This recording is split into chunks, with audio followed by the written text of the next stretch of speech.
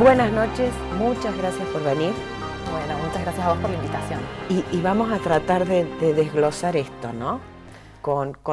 Yo creo que siempre lo decimos, la economía se mueve por expectativas y la verdad que las expectativas están muy bajas y son hasta negativas. Es así. Más o menos para que nos entiendan los que nos están escuchando y viendo, hemos pasado de una economía en forma de V corta, que ha sido del 2015 al 2017, a una economía en forma de L, donde el 2018 fue la parte vertical de la L y ahora en el 2019 estamos ya en la parte horizontal de la L. Como que estamos estancados. Sí, en una situación en donde ya no es una recesión económica. Escuchaba tu editorial de recién, Vivi, y es así, ya estamos en una situación de depresión económica, ¿no? Porque en realidad la depresión económica viene con el parate de la actividad económica, pero sumada también a la caída del consumo, la caída de la inversión, el cierre de las empresas, etcétera, etcétera. Entonces, la situación acá pasa por analizar ¿Qué es lo que está pasando y cómo estamos hoy y qué posibilidades tenemos de salir adelante? La verdad que el panorama no es bueno, no es para nada bueno, porque desde el año pasado que hubo una retracción de los capitales y que nos llevaron a todas las corridas que hubo, el país, ¿por qué no quebró, Vivi? Porque fuimos al Fondo Monetario Internacional. Es decir, el Fondo Monetario Internacional nos dio los fondos que necesitábamos para que en el 2018 y 2019 también el país no quiebre. Pero la deuda que se tomó anteriormente y los fondos que estaban viniendo para tomar esa deuda dejaron de venir.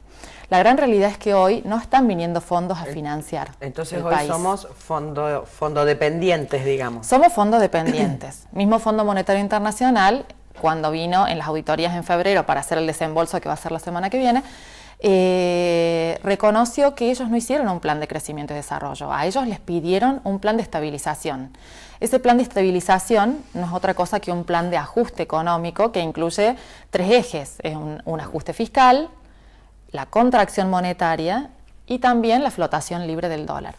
Entonces, en esa situación, la economía real queda arrasada, la inversión, el consumo, una política económica en estos 3 pilares queda arrasada, porque todas las palancas que traccionan el crecimiento económico se retraen. El consumo, la inversión, el gasto público, la única palanca a la cual se le están poniendo todas las fichas son las exportaciones.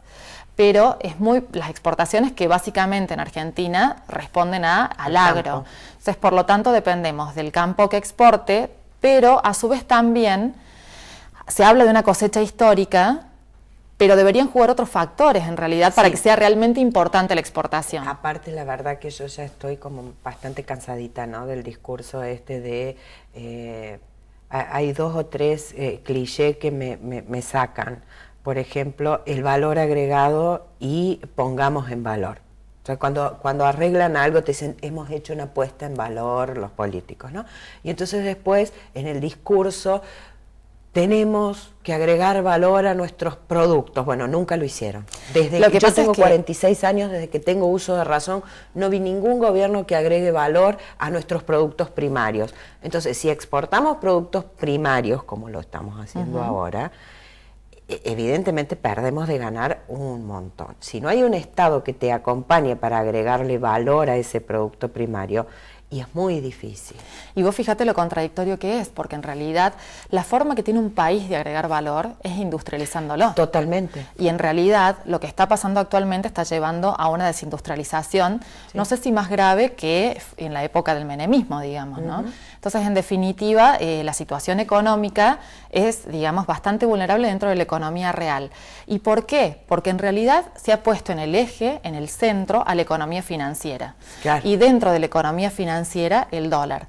De hecho, la relación de este gobierno con el dólar, digamos, va a depender justamente si se va a ser reelecto o no va a ser reelecto. Y acá también se entra en una contraposición con respecto a lo que quiere el Fondo Monetario Internacional, porque en realidad hoy, ¿qué sabe este gobierno actual? Que si el dólar se dispara, pierden las elecciones. Sí. Han puesto todos los caballos de batalla para poder detenerlo. Caballos de batalla que son también bastante vulnerables, no son muy fuertes para poder detenerlos, ¿no? Mismo fondo, digamos, producto de lo que se firmó con el Fondo Monetario Internacional. En realidad, hoy, para poder frenar el dólar, lo que tienen es la tasa de interés, que vos fíjate que también es un instrumento débil, porque cuando se pierde la confianza pueden subir la tasa al 1000%, como fue en el 2001, y la fuga de capitales va a seguir. No, pero además la tasa de interés tiene un costo en lo que son las pymes y la producción altísimo. Entonces es el correlato, ¿no? Claro. En realidad hay como una disyuntiva en decir, bajo la tasa para que la economía se reactive lo más rápido posible, claro, pero a su vez cuando el dólar sube, la tasa la vuelven a subir y la subieron en un 50 y ahora quedó al borde del 60 e incluso el dólar siguió subiendo. Claro. Entonces, en definitiva, todo depende de la confianza que los mercados asignen a cómo marche la economía argentina. Esto de que la economía se mueve por expectativas, digo, bueno, sí, a todos nos pasa. Sí. Si uno sabe que va a cobrar algo o que hay posibilidad de un trabajo, que bueno, se mete en algo, o en un viaje, o en la compra de un electrodoméstico, o en una pequeña reforma. Tal cual. Y acá tenemos la cuestión con respecto a que el Fondo Monetario Internacional quiere un dólar más alto, porque en realidad en la receta básica del fondo tenemos dos cosas. Por un lado, se licúa el déficit y se logra el superávit financiero para lograr los repagos de deuda. Y por el otro lado, un dólar alto es lo que se considera en la receta del fondo como la herramienta para lograr competitividad, generar ingresos y de ahí las inversiones y de ahí generar los dólares que necesitamos para el repago de deuda.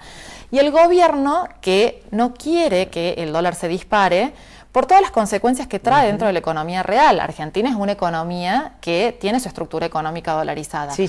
Por lo tanto, todo esto somos se ve dependientes. Sobre todo las que somos amas de casa, después lo vemos reflejado en que no nos alcanza en una compra para supermercado. Hoy, el otro día, fui, por ejemplo, a hacer una compra de 4 personas de una familia tipo, comprando cosas básicas y llegué a gastar 7.000 pesos en una compra que el año pasado podía llegar a gastar 4.000 pesos. Entonces, en definitiva, todos vemos cómo se va desvalorizando, cómo se va deteriorando nuestro poder adquisitivo. Ni hablar de la gente que está sufriendo la pérdida de puestos de trabajo, ¿no? Claro, porque hoy las automotrices están con todos estos planes de suspensiones y de vacaciones adelantadas. Sí, bueno, pero ya el rumor está corriendo en Córdoba, y no con esto uno trata de no ser alarmista y de no contagiarse de esas cosas, pero ya se está escuchando en muchos lugares la posibilidad de que, no sé si la automotriz toda, pero que determinadas ramas o determinados tramos directamente los cierren.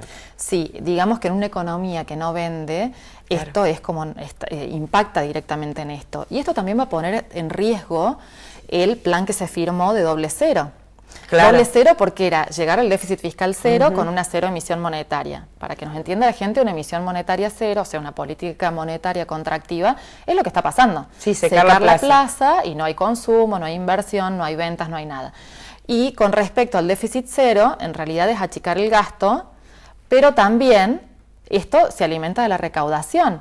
Y hoy digamos, ya están viendo, digamos, incluso los estudios y las consultoras están evaluando que no se va a llegar a la meta de déficit cero por una cuestión obvia. Con las empresas que están quebrando, con la morosidad que ha aumentado, digamos, los impuestos también y la recaudación también está disminuyendo. Sí, de hecho en Córdoba ya hace desde diciembre que la recaudación viene disminuyendo paulatinamente. Exactamente. O sea, y esto si uno se mete en el portal del Ministerio de Economía de la provincia de Córdoba, se ve. Digamos, es como que es lineal. A una baja de actividad económica, menor recaudación y mayor dificultad para reducir el déficit. Entonces estamos en una situación, nos hemos metido, digamos, en una situación económica de política macroeconómica muy complicada, cuya salida depende, digamos, de que se ajusten lo más rápido posible las expectativas. Expectativas que, lejos de ser positivas, están muy negativas. La revista Forbes, por ejemplo, sacó que Argentina está por entrar al borde del colapso. Wall Street, los inversores de Wall Street están viendo de que no se está encontrándole la vuelta a la economía. Pero el presidente dijo ayer que el país está en crecimiento. No, bueno, que nos diga dónde se está fundamentando y cuáles son sus estadísticas. Si el gobierno, digamos, sobre todo el Ministerio de Economía, están esperando que lleguen rápido los dólares de la cosecha para que el dólar no se dispare, claro, y en este sentido pueda haber como una cierta estabilidad, una pax cambiaria como la que hubo en enero y febrero, que de algún modo permitió que algunos indicadores empezaran a recomponer, como por ejemplo el sistema bancario empezó a tener más plazos fijos, toda esta cuestión que se estaba desfinanciando empezó a financiarse. Pero ojo, porque hay señales de alerta que nos están mostrando que justamente esto que dice Wall Street, por ejemplo, los plazos fijos en febrero, lejos de crecer, decrecieron en términos reales. Claro. Se espera que en marzo esa plata también se vaya de los plazos fijos y se dolarice. Esto habla también de una situación donde el sistema financiero se empieza a debilitar. Por otro lado, la fuga de divisas del mes de enero fue similar a la de febrero en la corrida, 2.000 millones de dólares. Se está viendo, ahora la semana que viene se va a publicar el informe cambiario del Banco Central para ver qué pasó en febrero. Pero lo que te quiero decir es que si bien uno percibió una pax cambiaria y un veranito financiero, en realidad no se tradujo después en las variables económicas. Lo que pasa es que los argentinos tenemos memoria. Entonces, no seamos realistas, no es normal una tasa como la que te están dando hoy los plazos fijos. Claro. No es normal en ningún lugar del mundo, tampoco en ningún lugar, salvo en 2 o 3 países, es normal la inflación que tenemos nosotros, ¿no? Pero bueno. Pero entonces, a su vez, ¿cómo piensa un inversor? En realidad vos fíjate entonces, si yo pongo los pocos pesos que uno puede llegar a tener en un plazo fijo y automáticamente cierro los ojos y recuerdo una mañana en San Francisco con la gente saliendo de los bancos porque se habían quedado con su plata. Y por otro lado, tenés, por ejemplo... Y le daban el Bonex no sé cuánto. Bueno, todo esto, digamos, influye no estoy mucho hablando del 2001, estoy hablando de antes. Del 88. Sí, sí, por eso te digo, ni siquiera estoy pisando el 2001, estoy hablando de antes. Sí. Entonces, claro, hay como cierta memoria. Entonces, por ahí, perdón la expresión, pero la gente también timbea un poco, porque es la única forma de resguardarse. Dice, bueno, no, si tengo 2 pesos, uno lo pongo en el dólar y el otro lo pongo en el plazo fijo, porque con el dólar sé que no voy a perder. Y con el plazo fijo, si el banco se queda con la plata, no se queda con toda. Yo te voy a dar un dato. Ese es el razonamiento. Te voy a dar un dato, por lo cual los economistas estamos analizando si se rompe el famoso carry trade, que es lo que vos acabas de decir, pongo la plata en pesos o en dólares o no. Los datos que te muestran eso es, por ejemplo, decir, bueno, yo puse un plazo fijo a 30 días, ¿no? A una tasa de un 40%. 39% es lo que estaban dando ayer los bancos. Y de repente, en una devaluación como la que hubo la semana pasada en 3 días, se logró una ganancia de 3 meses en un plazo fijo. Entonces, claro, de repente, la persona que no podía sacar la plata del plazo fijo, ahora cuando venza su plazo fijo va a ir rápido y va a comprar dólares. Sí. Entonces, esto muestra también una situación de pérdida de confianza, de decir el sálvese quien pueda, ¿no? Y que en realidad perjudica también que se pueda llegar a avanzar en la economía real. ¿Y cuál es el camino? Bueno, en realidad hoy, lamentablemente, con el acuerdo que se firmó con el Fondo Monetario Internacional, tanto en plan económico para la economía real como en las herramientas para poder detener al dólar, digamos, el gobierno hoy está atado de pies y manos. El próximo gobierno que venga va a tener una situación muy complicada con respecto a los vencimientos de deuda que tenga, ¿no? Ya este año no nos alcanza la plata del Fondo Monetario Internacional para refinanciar vencimientos de deuda, que el mismo gobierno va a tener que salir a refinanciar, ya sea una tasa más alta, con todo el temor electoral. No va a ser una situación fácil, pero todavía hay un monto del Fondo Monetario Internacional que tiene que venir. El año que viene solamente van a ingresar 6.000 millones de dólares del Fondo Monetario Internacional, con una deuda monstruosa que tenemos que pagar. En el 2021 va a haber que empezar a pagar el fondo, digamos. En realidad, el desafío le queda al presidente que viene, cómo va a hacer para hacer que esta economía salga adelante con el volumen de deuda y de fuga que tiene. Por eso todos los precandidatos hoy hablan de que lo primero que van a hacer en economía es sentarse con el fondo a rever este pacto. Exactamente. Menos el actual presidente y su equipo económico, el mejor equipo de los últimos 50 años, creo que. Sí, no sé cuántos años, pero era así. Bueno, digo, menos ese equipo, todos los otros precandidatos que aspiran a la presidencia de la nación dicen que desde el punto de vista económico lo primero que van a hacer es sentarse con el fondo a rever todo este plan porque Y justamente por esto, ¿no? Porque en realidad hay grandes vencimientos a refinanciar, con una gran fuga de capitales y en definitiva la situación que se viene de cara al 2020 es una situación que mismo inversores, tanto digamos de la economía real como de la economía financiera, saben que está ahí, lo ven y no sabe qué va a pasar. Entonces hoy la situación sigue siendo muy, muy vulnerable. Pensé que nunca iba a hacer esta pregunta. A la ama de casa, a las que trabajamos afuera y trabajamos en casa y de las que depende un poco nuestra economía para sostener. Hemos vuelto a la época de si están de oferta los 10 kilos de azúcar, compremos el pack. Y las amas de casa siempre buscamos esas cuestiones, ¿no? En realidad vemos que si podemos comprar mayorista algo, poder estoquearnos, digamos, son todas cuestiones de supervivencia, ¿viste? Cuando uno está en guerra, tiene que buscar las estrategias de supervivencia. La verdad que estamos en épocas muy, muy complicadas, donde el poder adquisitivo ha bajado, la inflación no para, lejos está de parar, en 2 meses vamos a tener casi un 10% de inflación, donde vemos que la gente se está quedando sin trabajo, los que lo conservan el salario no les está alcanzando, las tarifas no paran de aumentar.